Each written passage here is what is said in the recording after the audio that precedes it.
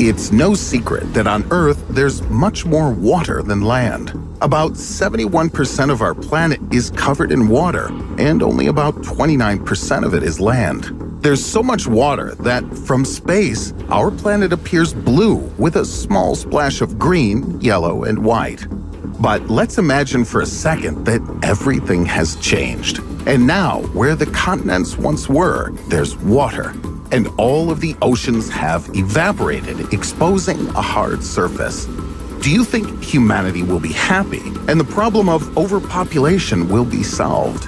I decided to do some research, and now I'm going to tell you what came of it. For those of you who are always freezing, there's good news. On our new Earth, most of which is now covered by land, air temperature will rise significantly. Indeed, the oceans, which previously occupied an area of almost 361 million square kilometers, that's 139 million square miles, will disappear. But they used to absorb more than 90% of the excess heat from the atmosphere and served as the main barrier to abrupt climate changes on our planet.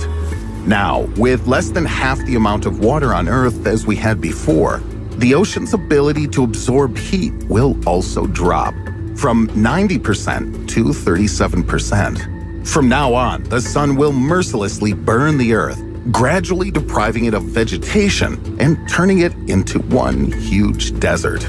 A more or less mild climate will persist only in the coastal areas. And in other areas, people can forever forget about warm clothes, skiing, and playing with snowballs.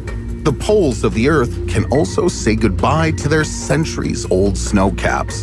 And the concept of glaciers will remain only in history textbooks and the recollections of eyewitnesses. The entire ice cover of our planet will melt, and every nearby area will be flooded. The composition of the air will inevitably change. That small amount of algae in the new oceans won't be able to control the concentration of carbon dioxide in the atmosphere and produce enough oxygen as it once did before. Marine vegetation will also have to adapt to these new conditions because the oceans will become much warmer. In the air, there will be more carbon dioxide and less oxygen. The greenhouse effect will intensify, and the Earth will become even warmer. The hot air, unsaturated with oxygen, will become difficult to breathe. It turns out that even when the level of oxygen in the air drops to 10 to 14%, our psychological well-being is at stake. Irreversible changes in the body begin.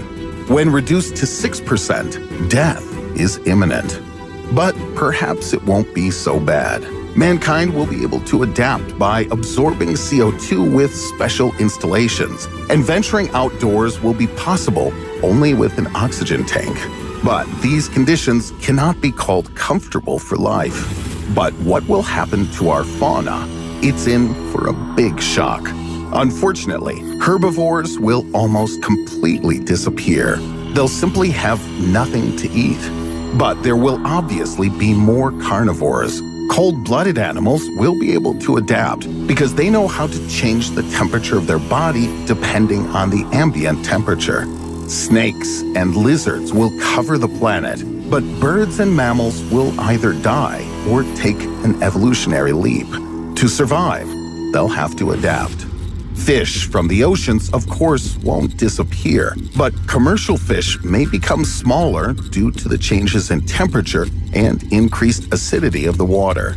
A huge part of the world's population will be left without a livelihood, since only a select few living in coastal territories will be able to engage in fishing and agriculture. Some regions will flourish, while others will be forced to survive struggling with the effects of climate change, hunger, thirst, and poverty. Most likely, this won't last long, and in desperation, people will fight for lands more suitable for life. Although we'll find more available land, this situation is clearly unsuitable for normal life. Widespread drought will affect our freshwater supply. It'll become the most scarce and expensive resource. Mankind may have to completely switch to consuming desalinated seawater or look for new fresh sources. For example, hidden underground or beneath the oceans. The landscape of our planet will also change beyond recognition. Can you imagine how many seamounts and volcanoes are hidden under the surface of the ocean? I'm afraid to even imagine it, because humans have only studied 2 to 5% of the depths of our oceans, so there are surely a lot of surprises.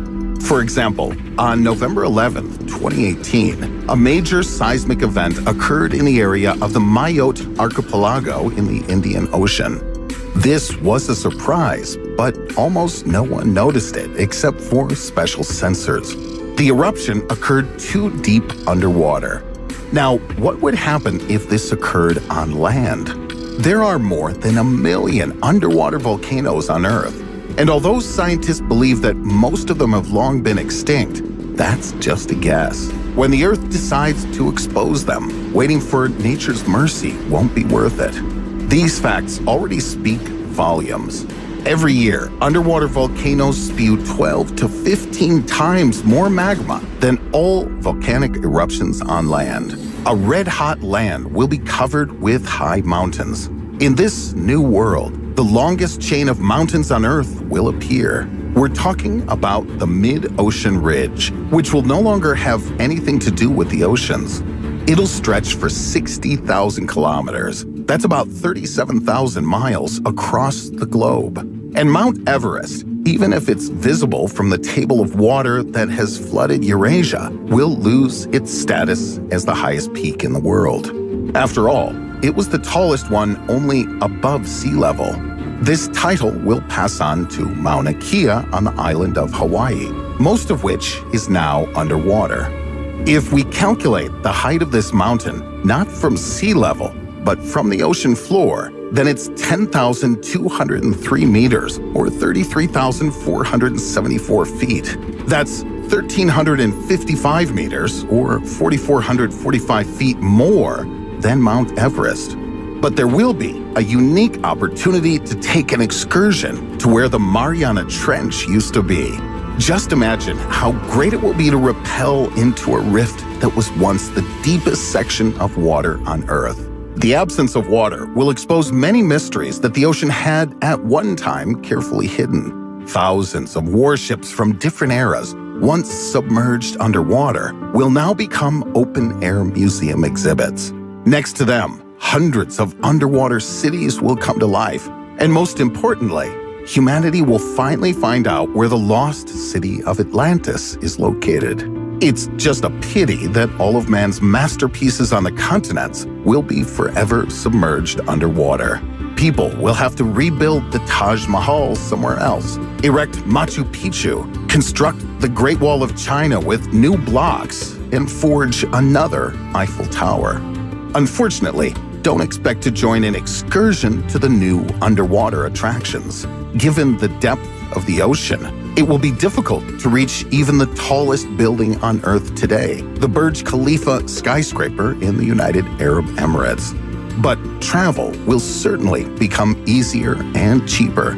The most popular form of transport will be by land. The world will be enveloped in a network of railways and freeways.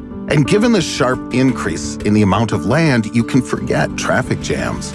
Cities will become wider, and although the air will be hot, it'll surely be free of industrial pollution. And those who are used to living in crowded conditions will finally be able to straighten their shoulders. The big question is, will people remain the same as they were before? After all, everything around us will change beyond recognition.